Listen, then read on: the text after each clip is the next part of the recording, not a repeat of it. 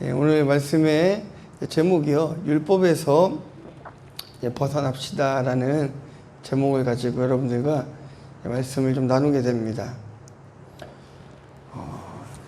2000년도 초반, 90년도 후반쯤에 중국의 택시를 타게 되면은 이렇게 철창으로 이렇게 가려져 있는 택시와 승객과 운전석가요, 이렇게 철창으로 이렇게 가려져 있어서 이렇게 대화를 할 수는 있지만 이렇게 만질 수 있다거나 스킨십이 가능하다거나 그럴 수 없는 그런 택시가 있었습니다. 대부분의 택시들이 그랬어요. 그러다가 어느 순간에 이 택시가 전부 다 바뀌기 시작했어요. 이렇게 뚫려 있는 택시로 바뀌기 시작했던 것이죠. 그런데 외국인인 저희의 입장에서는 이 뚫려 있는 택시를 참 타기가 어려워요. 왜 그럴까요? 안전의 문제나 이런 것들이 좀 불안하기 때문에, 특히 자매들은 더 그러겠죠. 아무래도 이 철창이 되어 있는 택시가 좀 더 안전할 것입니다. 그런데요, 이 바뀌어가는 그 과도기에 있을 때 중국에서 그렇게 택시 운전기사를 신고하는 사례가 많이 나왔다고 그래요. 왜냐하면 이 철창을 뜯었다고, 일부러 옆에 있는 승객에게 위험을 가하기 위해서, 혹은 뭔가 도둑질을 하기 위해서 이 철창을 강제로 뜯었다라는 오해를 그렇게 많이 받았다라고 합니다. 이 승객들은 날마다 철창이 채워져 있는 택시만을 눈으로 보다 보니까 이 없는 택시를 봤을 때는 오히려 이상하게 생각하게 됐던 것이죠. 근데 지금은 어떨까요, 여러분? 철창이 있는 택시를 보면 오히려 사람들이 오히려 더 무서워하죠. 이게 무엇인가? 무엇을 좀 말씀드리고 싶은 것이냐면요, 뭔가 우리가 익숙해지고 뭔가 우리의 환경적으로든 어떤 문화적으로든 익숙해지게 되면은 우리 안에 어떤 편견들이 계속해서 생기게 된다는 것이에요. 그래서 아닌 것도 맞는 것으로 보이고 맞는 것도 아닌 것으로 보이는 신기한 마법 같은 일들이 우리 안에도 많이 벌어지곤 합니다. 유대인들에게 있어서는요, 구원이 그들에게만 있을 것이라는 생각이 늘 있었어요. 그들 조상 때부터 선민사상이라고 그러죠. 하나님께서 우리를 선택하셨기 때문에 우리만 구원받은 백성이다라는 이런 어떤 자부심을 가지고 살아갔어요. 근데 그런 주장과는 다르게 이 베드로는 이방인들에게 복음을 전했어요. 베드로가 이방인들에게도 구원이 있고 그 구원은 하나님의 선택이다라고 지금 이야기하고 있습니다. 이방인들에게는 굉장히 그 희망이 되는 소식이겠죠. 굉장히 희망이 되는 소식일 것입니다. 예수 그리스도를 통한 구원, 이 구원의 소식이 유대인뿐만이 아니라 이방인에게도 있다라는 이 소식은 이방인들에게는 너무나도 좋은 소식이었습니다. 오늘 말씀은요, 베드로가 사역을 마치고 이제 예루살렘으로 이제 돌아가고 있어요. 그리고 사람들에게 그간 베드로가 다니며 했었던 사역들을 베드로와 함께 사역하는 형제들에게, 사도들에게, 그리고 함께 있는 성도들에게 지금 어떤 사역들을 하고 왔는지에 대해서 사역을 보고하고 있습니다. 그런데 할례를 받은 유대인들은 베드로를 비난하기 시작하는 거예요. 왜 그럴까요, 여러분? 여전히 율법적인 사고에서 벗어나지 못하고 있기 때문에 하나님의 구원이 자신들에게만 해당된다라고 믿고 있는 거죠. 그렇기 때문에 베드로가 이방인들에게 복음을 전했다, 이방인들도 구원을 받을 수 있다, 이방인도 하나님의 선택받은 자녀가 될 수 있다라는 이 이야기들을 들었을 때는 그 마음에 굉장히 불편한 마음을 가질 수밖에 없었던 것입니다. 그렇지만 베드로는 환상을 통해서 지금까지 하나님께서 베드로에게 해주신 말씀들과, 그리고 그 앞에 10장쯤 보시면은 이제 고넬료 사건이 있는데요, 이 환상에 대한 이야기를 하면서 그들을 설득해 나가는 장면이에요. 여러분, 하나님의 말씀은 결코 율법에 매여 있지가 않습니다. 그런데 사실 지금도 많은 그리스도인들이 아직도 그 율법적인 사고에서 벗어나지 못하고 이 현대 사회를 살아가고 있어요. 너무 안타깝습니다. 오늘 말씀을 통해서요, 율법적인 사고에서 벗어나는 시간이 되기를 주님의 이름으로 축원합니다. 첫 번째는요, 이방인에게도 복음이 전해졌습니다. 우리 1절 말씀 한번 같이 읽어보도록 하겠습니다. 시작.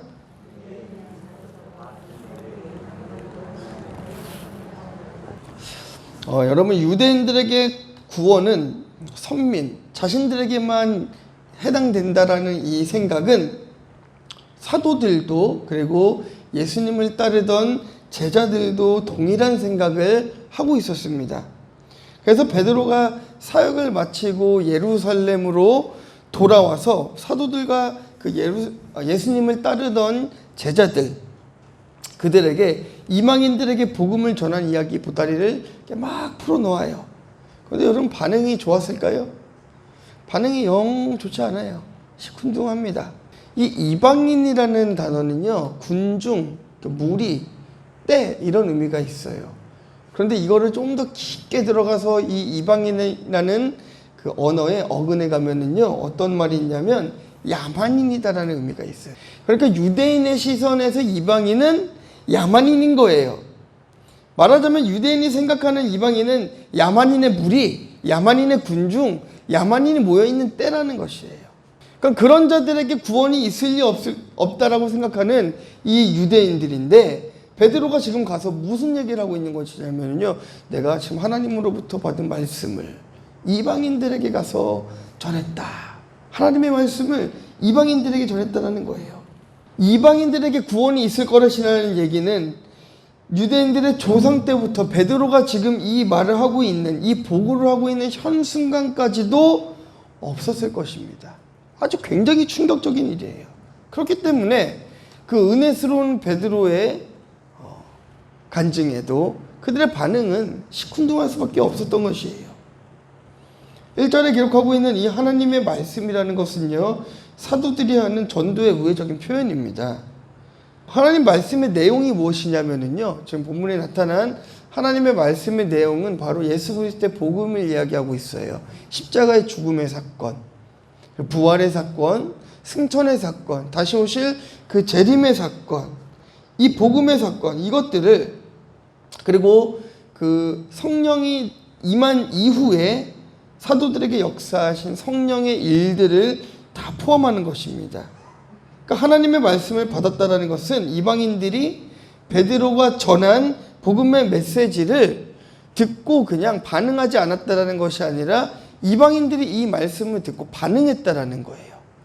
믿지 않는 이방인들이 베드로의 말씀을 듣고 예수를 믿기 시작했고, 복음을 모르는 이방인들이 복음을 듣고 변화되기 시작했다는 것을 이야기하는 것입니다. 때로는 여러분, 우리가 우리의 판단으로 다른 사람의 믿음을 저울질하곤 합니다. 굉장히 재밌어요. 저 사람의 신앙은 이만큼이야, 이 사람의 신앙은 이만큼이야 라고 우리가 이렇게 저울질하곤 합니다. 근데 여러분, 하나님의 입장에서는 어떨까요? 우리끼리 이야기하는 이런 수준에서 그냥 우리끼리 저 사람이 일을 조금 더 많이 하니까 믿음이 좀 더 많은 사람일 거야 라고 이야기하지만, 그 아나운서 그 도경환 씨가 그랬다고 그래요. 그 트로트 가서 장윤정 씨가 결혼을 했는데요, 장윤정 씨 그 재산이 어마어마하게 많았나 봐요. 그 많은 재산에 도경환 아나운서의 재산을 조금 넣어도 참 물타기 조금 한 것밖에 안 되더래요. 하나님이 보시기에 그러지 않을까요? 우리가 믿음을 저울질하는 것이, 우리끼리 믿음을 저울질하는 것이 하나님 보시기에는 그냥 바라보면 귀엽게 아마 웃으시지 않을까 생각합니다. 자녀들이 또 다투는구나 하고 이렇게 웃으실 것 같아요.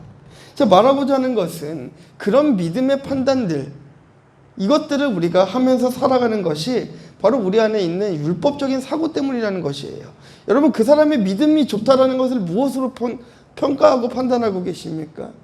교회에서 일을 조금 더 하면 믿음이 좋은 사람인 것처럼 보이고, 조금 일을 덜 하면 마치 믿음이 없는 사람인 것처럼 보이고, 마치 교회에서 조금 더 말씀을 많이 보는 사람이 더 믿음이 많은 사람인 것처럼 보이죠.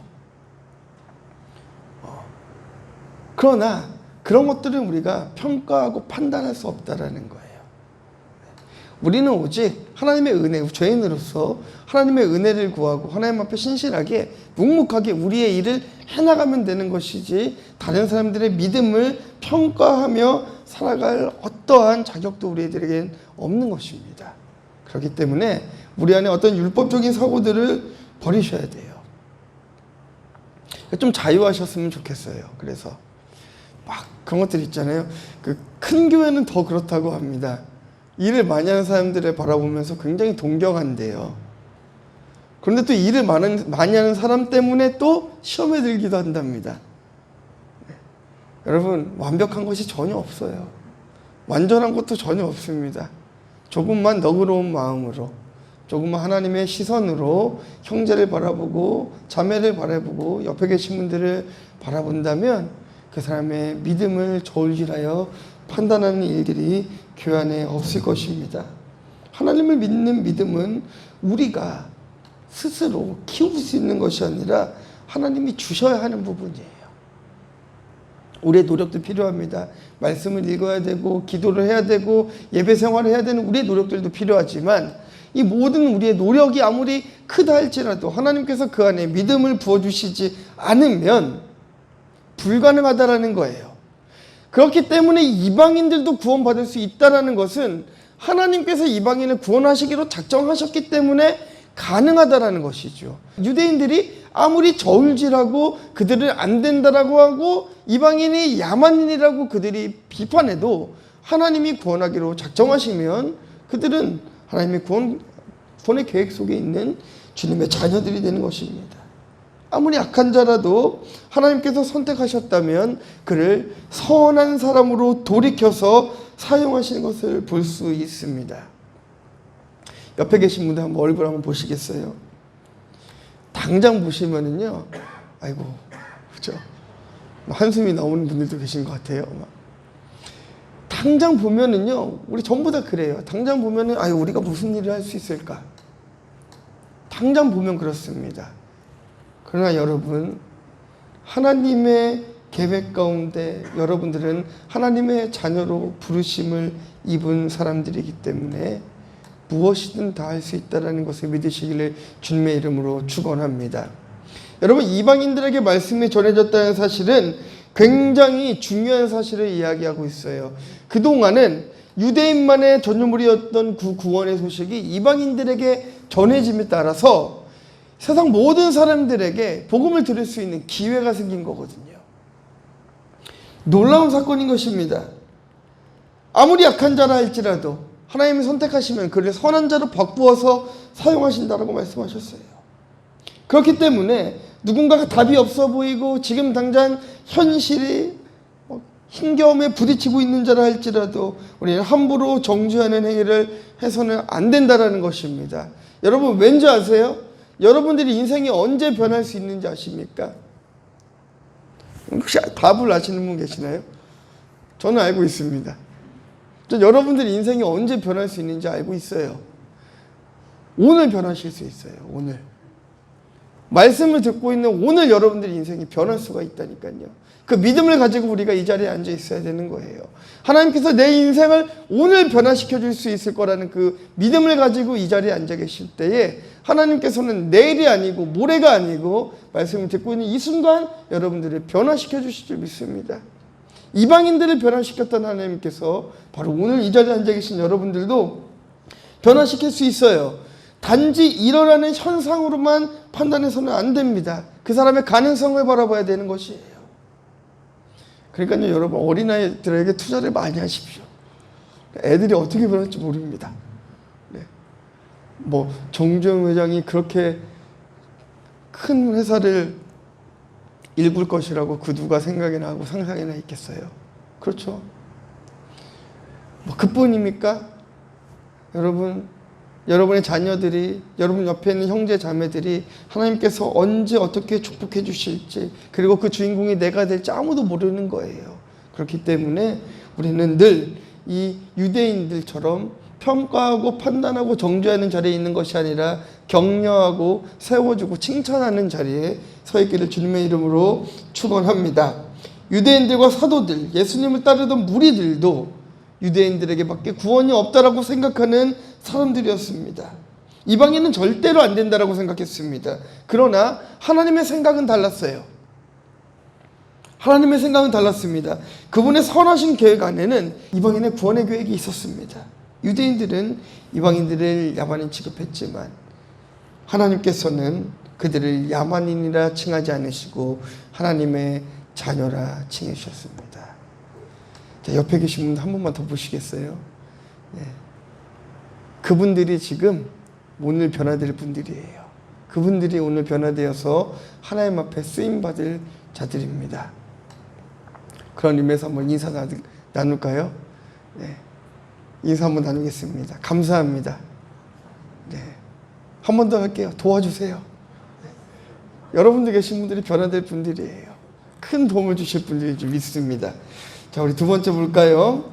이렇게 이방인에게 복음을 전하기 때문에 베드로는 유대인들로부터 율법으로 비난을 받습니다. 자, 2절 말씀 보도록 하겠습니다.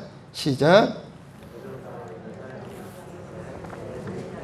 할례자들이 비난하여, 베드로가 지금 비난을 받는 이유가 무엇입니까?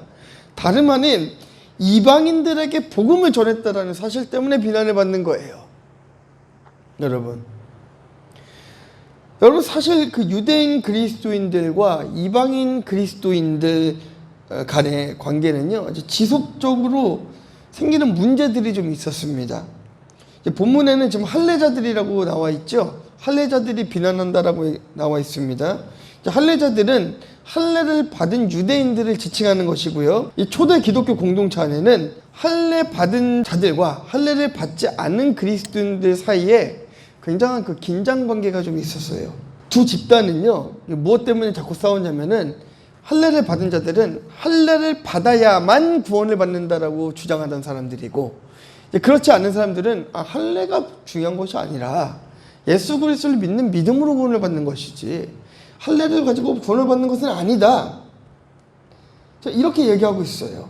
사도 바울은 유대인들을 위한 복음이 베드로에게 맡겨졌다라고 한다면 이 이방인들을 향한 복음은 나에게 맡겨졌다라고 그렇게 지금 주장하기도 했습니다. 이것은요, 분명히 할례법으로부터 이제는 우리가 해방되었다라는 것을 의미하고 있는 거예요. 물론 과거 구약 시대에는 할례를 받는 것이 하나님을 믿는 징표로 사용이 되었습니다. 여러분, 아주 대표적인 사례가 있지 않습니까? 여리고 사건이 있잖아요. 여리고성을 7바퀴 돌았던 사건이 있지 않습니까? 근데 우리가 기억하는 것은 7바퀴를 돌았고 큰 소리를 외치니까 무너졌다만 기억하시는데요. 우리가 그에 앞서서 조금 더 기억해야 될 것은 무엇이냐면 이 이스라엘 백성들이 요단강을 건넙니다. 그리고 하나님께서 여리고성을 점령하기 이전에 거기다가 이제 진을 치고 성막을 세우고 텐트를 치고 자리를 잡게 해요. 여리고성을 치기 전에요. 그리고 무엇을 시키냐면요, 할례를 시켜요.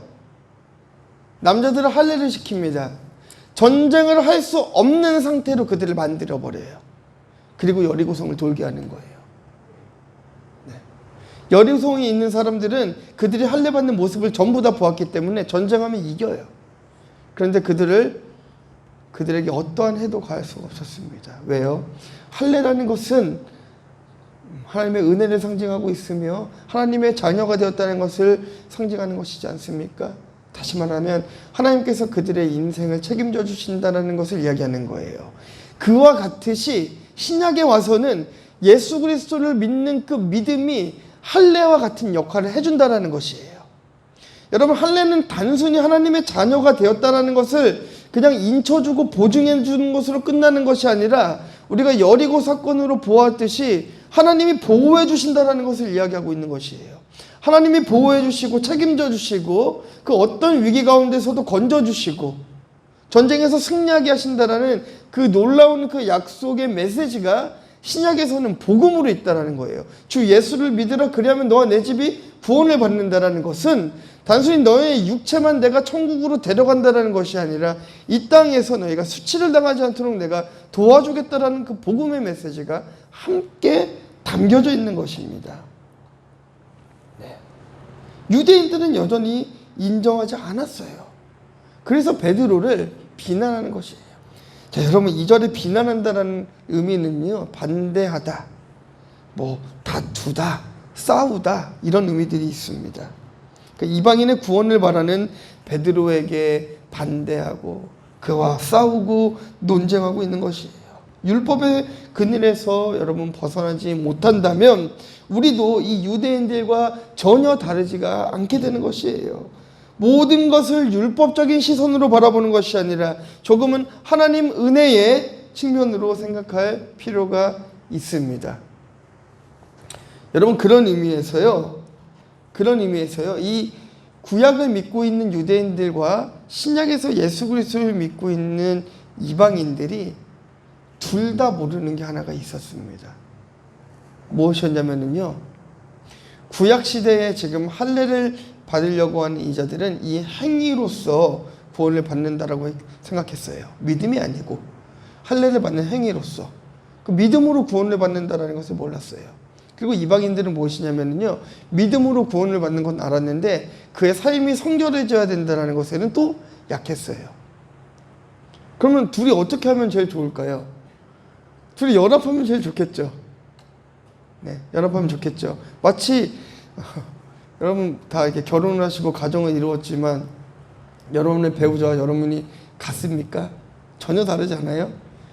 다른 두 사람이 남자와 여자가 만나 한 가정을 이루고 그 가정을 아름답게 세워가듯이 이 유대인들과 이방인들이 서로의 부족함을 인정하고 서로의 연약함을 인정하고 연합하고 화합하면 너무나 좋겠는데 오히려 베드로를 비난하는 모습을 우리는 말씀을 통해서 볼 수가 있는 것입니다. 그래서 여러분 꼭 저희가 교회 안에서 전도의 대상자들을 선정하라고 하면은요, 여러분 꼭 율법적인 그 기준으로 생각합니다. 아, 저 사람은 담배를 피니까 안 돼. 저 사람은 술을 마시니까 안 돼. 저 사람은 생활이 바르지 않으니까 안 돼. 네. 이렇게 막 다 잘라버려요. 그러다 보면 전도할 사람이 누가 있을까요? 없어요. 없습니다. 이 사람은 이래서 안 되고 저 사람은 이래서 안 되고. 아니요. 하나님께서는 그런 자들을 불러서 새로 변화시켜서 사용하신다는 거예요. 저는 믿습니다. 그런 자들이 교회에 와서 복음을 듣고 예수를 만나고 이 자리에서 간증할 날이 있다라고 저는 분명히 믿고 있습니다. 그거 경험했습니다. 선교지에서 마약하는 친구들, 저희 캄보디아 시골에서 막 마약하고 막 칼 들고 싸움하러 다니고, 캄보디아는 좀 세게 싸웁니다. 막 우리처럼 약간 뭐라고 해야 될까요? 좀 매너 있게 주먹으로 싸우지 않고 거기는 막 도끼를 들어요, 진짜로. 손도끼 같은 걸로 막 들고 막 싸우고 그래요. 마약하고 뭐 그런 친구들 신학교로 데리고 가다가 말씀을 읽고 하나님을 만나고 변화되고 목사로 세워지는 이런 모습들을 보아왔습니다. 그러니 하나님은 우리가 율법에서 벗어나서 그 사람의 가능성을 보기를 원하고 있다는 것이에요. 유대인들은 여전히 베드로를 비난하고 있었습니다. 예수님이 이 땅에서 사역하신 공생의 기간만 잘 살펴보아도 이와 같은 일들이 많이 있습니다. 안식일에 병을 고쳐주는 사건도 있고요. 선한 사마리아의 비유도 있습니다. 여러분, 율법보다 중요한 것은 그리스도를 믿는 믿음이라는 것을 잃지 않기를 주님의 이름으로 축원합니다. 분명 할례는 구약시대에 하나님을 믿는 백성이라는 중요한 표식이 되었을지 모르겠습니다. 그러나 유대인들은 하나님께서 예수 그리스도를 이 땅에 보내신 참된 이유를 깨닫지 못했던 것이죠. 전통을 지키되 전통에 매여 있어서는 안 됩니다. 예배의 형식을 지키되 형식에 매여 있어서도 안 됩니다. 개혁주의 신앙이라고 하는 것은요, 보수주의 신앙이라고 하는 것은 잘못된 것을 개혁하고 바른 전통을 지킨다라는 것이에요. 여러분, 그것을 믿으시기 바랍니다. 그런 의미에서 유대인들이 하나님의 말씀을 지키려 하는 그 바른 행실을 이방인들은 배워야 됐으며, 유대인들은 복음에 대한 그 열정과 선교에 대한 그 뜨거운 그 이방인들의 마음을 배워야 됐던 것이에요. 오늘 본문의 할례자들의 비난은 그저 옛것에 매여 있는 억지적인 비난이었습니다. 그래서 예수님은 진리가 너희를 자유케 할지라 라고 말씀하고 계신 거예요. 진리는 여러분들을 꽉 막힌 사람으로 만드는 것이 아닙니다. 일방통행하게 만드는 것이 아닙니다. 오히려 하나님께서 여러분들에게 원하시는 것은요, 율법을 안고 바른 삶을 살아가고 이방인과 같이 열정을 갖고 복음을 증거하며 하나님의 사랑을 실천하는 일에 힘쓰는 그것을 하나님께서 여러분들에게 요구하고 계시고 원한다라는 것을 믿으시기를 주님의 이름으로 축원합니다. 자, 세 번째는요, 예수님 안에 참 자유가 있다는 것이에요. 자, 3절 말씀 한번 보도록 하겠습니다. 시작. 여러분, 베드로가 비난받은 것은요, 단순히 그냥 복음을 전했다라는 것만으로 비난받은 것이 아니에요. 이방인 집에 들어가서 함께 식사를 한 거예요. 식사를 한 것입니다. 율법은요, 여러분, 이방인들과 관계 맺는 것을 금지하고 있어요. 그걸 아주 천한 것으로 여기고 있고요. 심하게는 절대로 하지 말아야 되는 일 중에 하나가 바로 이방인과 관계를 맺는 것이에요. 하물며 대화를 하는 것도 아니고 식사를 같이 나눈다라는 것은요, 엄청나게 그들의 볼 때는 타락했던 것이죠. 베드로가 이방인 집에 들어가서 식사를 했다라는 것은 유대인들에게는 엄청난 충격이었습니다. 마치 모세가 그 출애굽 중에 애굽 사람의 집에 들어가서 식사를 하는 어떤 기분이라고 할까요? 굉장히 그들에겐 충격적이었어요. 예수님께서는 베드로에게 아주 무리한 것을 요구하시는데요, 부정한 것을 먹으라고 그래요. 여러분, 굉장히 갑자기 표정들이 좀 안 좋아지셨습니다. 부정한 것을 먹어라 라고 하나님께서 베드로에게 명령하십니다. 베드로는 이해하지 못한 거예요. 어떻게 부정한 것을 먹을 수 있겠냐라는 거예요. 그러나 예수님께서 부정한 것을 먹으라는 것은 죄를 지으라는 것이 아니라 그로부터 자유하라는 것을 이야기하는 것이에요. 여러분, 네, 부정한 것과 함께 해라, 부정한 곳에 가라, 부정한 생활을 하라가 아니라 자유하라는 거예요. 여러분, 진리의 문제 안에서는 우리가 피 흘리며 싸워야 되는 것입니다. 그러나 그런 문제가 아니라면 좀 더 관대해질 필요가 있다는 것이에요. 네. 여러분, 진리의 문제를 훼손하는 것과는 우리는 반드시 싸워야 되는 것입니다. 우리가 그걸 오해하시면 안 돼요. 진리의 문제를 훼손하는 것까지도 우리가 온유하게 참아야 되고 이렇게 생각하시는 게 아니에요. 성경은요, 진리의 문제를 훼손하는 것과는 싸우라고 했어요. 싸우는 거예요. 피 흘리기까지 싸우는 거예요. 여러분의 믿음을 흔드는 것이 있다면 피 흘리며 싸우는 것입니다. 누군가는 그게 죄가 될 수 있어요. 해결되지 않은 죄가 여러분들의 신앙을 방해하고 있다면 그 죄와 치열하게 싸우는 거예요. 그래서 승리하는 것입니다. 예수님께서는 베드로에게 부정한 것을 먹으라고 명령하셨어요. 분명 구약시대에는 부정한 것들이 많습니다. 그러나 하나님께서 깨끗하게 하셨다라고 분명하게 말씀하고 계세요. 이게 중요한 것입니다. 그리고 하나님께서 깨끗하게 하셨다라고 했기 때문에 이방인과의 교제는 가능해진 거예요. 이것이 바로 율법의 핵심입니다. 여러분, 율법을 주신 이가 하나님이시고 율법을 완성하신 분도 하나님이라는 거예요. 굉장히 답답할 것 같습니다. 제가 그 하나님의 입장에서 한번 이 말씀을 준비하면서 생각해 봤어요. 마치 그런 것 같아요. 그 어린 아이에게 너 말을 안 들었으니까 이틀 동안은 절대로 아이스크림을 먹어서는 안 돼 라고 하고 막아놨어요. 그 이틀이 지났습니다. 아버지가 보니까 아이가 말을 너무 잘 들어요. 이제는 좀 먹어도 될 것 같아. 상으로 아이스크림을 줄게 하고 아이스크림을 주는데 그 아이는 아니에요. 저는 절대로 먹지 않을 거예요. 아버지가 먹지 말라고 했기 때문에 절대로 먹지 않겠습니다. 아들이 얘기하면 아버지는 아들아 이제 괜찮다 먹어라. 아들은 아닙니다. 저는 죽어도 먹을 수가 없습니다. 아버지가 얼마나 답답할까요?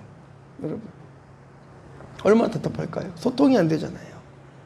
유대인들이 율법을 지킨다라고 이야기하는 것은 사실은 율법을 지키는 것이 아니라 하나님을 위해서 지키는 것이 아니라 본인들의 유익을 위해서 지키고 있었다는 것이에요. 율법의 핵심은 율법을 주신 이가 하나님이시고 율법을 완성하신 분이 예수 그리스도라는 것을 우리가 인정하는 것으로 시작되는 것이에요. 3절 이하의 말씀들을 보시면은요, 베드로가 환상 가운데 보았던 일들을 막 얘기해 줍니다. 분명 이방인을 사랑하시는 하나님의 마음이 잘 담겨 있는 일들이었습니다. 여전히 율법에 매여서 헤매이는 유대인을 향한 하나님의 안타까운 그 마음이 이 사도행전 말씀 가운데 다 들어져 있는 거예요. 자, 여러분 17절 말씀 한번 보실까요? 이게 쉬운 성경인데요, 여러분. 이게 핵심 아닙니까? 하나님께서 예수 그리스도를 믿었을 때 주신 이 선물을 이방인에게도 주셨는데 내가 그걸 어떻게 맡겼냐라는 거예요. 베드로의 입장인 것입니다. 그걸 내가 어떻게 막냐라는 거예요. 하나님께서 하시겠다고 하는데 내가 어떻게 막냐라는 거예요. 자, 18절 말씀 한번 보실까요? 시작. 할례받은 신자들은 베드로의 말을 다 듣더니 더 이상 할 말이 없어졌습니다. 그들은 하나님을 찬양하며 이제 하나님께서는 이방인에게도 생명에 이르는 회개를 주셨다라고 말했습니다. 그리스도 안에 참 자유는 바로 이런 것입니다. 율법으로부터 자유한 것이에요. 율법을 주신 하나님께 집중하는 것입니다. 내가 부정하게 여기는 것도 하나님께서 깨끗하다 하시면 우리가 할 수 있는 것이 바로 은혜인 것입니다. 그렇게 순종하는 것이 바로 은혜인 것입니다. 우리도 세상을 살아가다 보면은 종종 내가 세운 기준으로 판단하고 사고하는 것을 종종 보게 됩니다. 그런데 여러분 조금만 생각해 보시면요, 그 기준들이, 여러분이 세우는 기준들이요, 굉장히 개인적인 기준들일 거예요. 다른 사람들을 비판하는 그 비판이 내 기준에 미치지 못할 때 생기는 비판들이 굉장히 많이 있습니다. 내가 세운 기준이 삶의 기준이 되는 것이 아니라 하나님의 법이, 성경이 여러분들 삶의 기준이 되어서 하나님이 주신 참 자유를 누리는 여러분들이 되실 주님의 이름을 축원합니다. 자, 그렇기 때문에요, 여러분, 우리는 율법적인 생각들을 버려야 됩니다. 여러분, 말과 생각이 우리 삶에 미치는 영향이 얼마나 큰 줄 아세요? 그 영향이요, 여러분들 지금 말하고 지금 생각하는 그 영향과 그 행동이 내일 나타나는 게 아니고요, 지금 당장 나타납니다. 믿지 못하시겠죠? 영상 통해서 한번 보도록 할게요. 아주 작은 변화인 것처럼 보이죠? 그런데요, 여러분들이 지금 말하는 이 한마디가 여러분들의 인생을 정말 바꿀 수 있는 증거가 되는 거 아니겠습니까?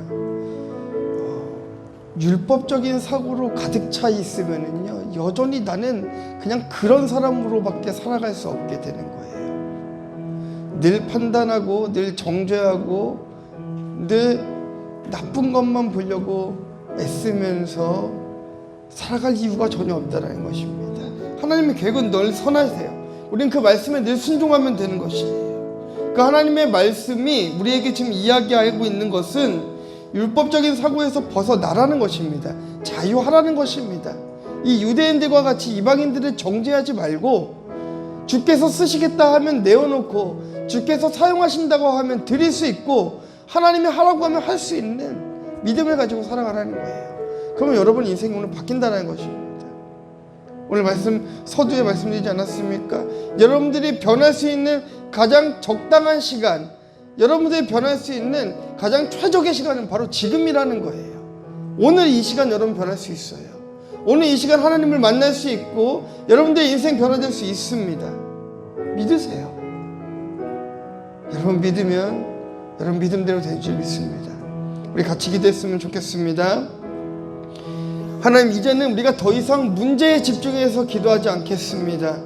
우리가 더 이상 하나님 앞에 문제에 집중해서 기도하지 않고 이미 승리하신 하나님을 우리가 외치며 찬양하겠습니다. 하나님, 내 인생을 변화시켜 주세요. 부정적인 눈을 바꿔주시고, 부정적인 입술을 바꿔주시고, 부정적인 행동을 바꿔주시고, 우리가 긍정적인 생각으로, 긍정적인 눈으로, 긍정적인 귀로 하나님 살아갈 수 있도록 나를 도와주시옵소서. 한번 같이 기도하도록 하겠습니다. 하나님 감사.